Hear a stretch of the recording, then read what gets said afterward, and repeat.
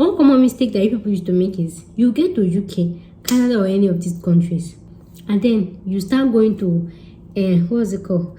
Supermarkets, customer care job. Most of you work with agencies and everything. You shall go and work anywhere you like. And then when your visa is about to expire, you start like, hey, tier 2 visa sponsorship, tier 2. How? I don't even know how you people do these things. Some of it is when your visa is about to expire, hey, what? Good. Before you get a job, like before you get a part-time job as a student in UK or any country, make sure that the person you're going to be working with is a liable sponsor.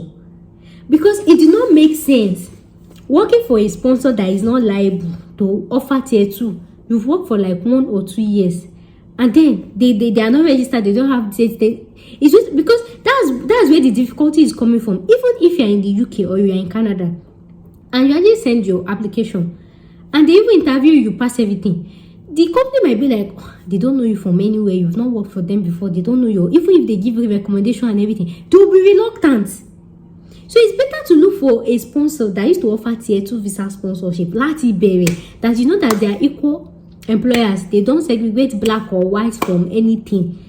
That is where you should start doing your 20 hours per work. So that when you start working with them and your distance is about to expire, then you go to a non-tier 2 visa sponsorship worker. You work there for how many years? Then 2 days for your distance to expire, you start looking for tier 2. It doesn't work like that. Another thing is, most of you actually work with agencies because they actually pay more. Okay. By the time you collect all the money for agencies, when your distance is about to expire, that's when your eyes will now open that yes, so tier 2 is easy. Another thing is, when you actually work with somebody that actually sponsor tier 2 visa sponsorship, right? The pay might not be that great at first, but something about UK is the more you get experience, the more your money actually increase. So if you're going for agency work, right, you can even be doing 10 hours with them and then doing 10 hours with the agency. Just make sure that one of your leg is inside a company that offers tier 2. Everything does not have to be agency work. And one most of the problems that used to cause this thing is these people that they don't have the money for their tuition fee.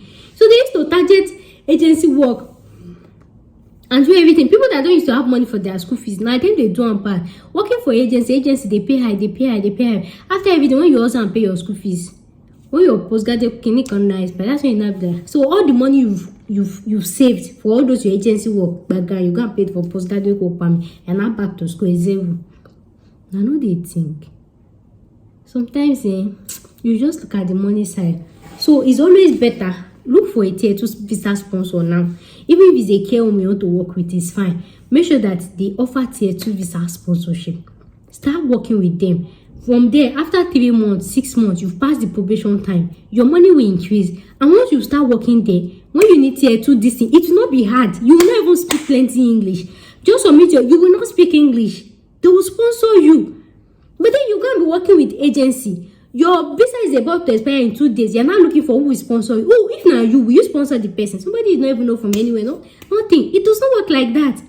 And that's why most of the you people, you end up collecting your postgraduate work permit, and you pay millions of naira for this thing, and even that you still not get the job. So it's always better to actually build with a company. Start building with them from this. Start building with them. Once you pass that 3 months probation, 6 months probation, it has finished. I don't know.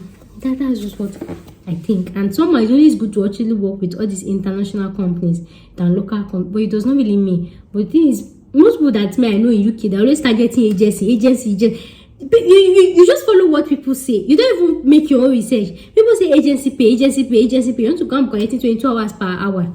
After you collect it now, all the money you saved, you end up paying for your postgraduate work permit. When you can easily switch to tier 2, you start counting towards your indefinite leave to remain. So one of those things is make sure you plan your tuition fee before you leave, so that even when you want to secure a job, your 20 hours per week job, you go open your eyes like this, select and pick one. Not like you just go into anyone just because you want to raise your school fees, raise your anything. Open your eyes. So that's why I say come and take this. Anyways, thanks for watching today's video, and I'll see you in my next video.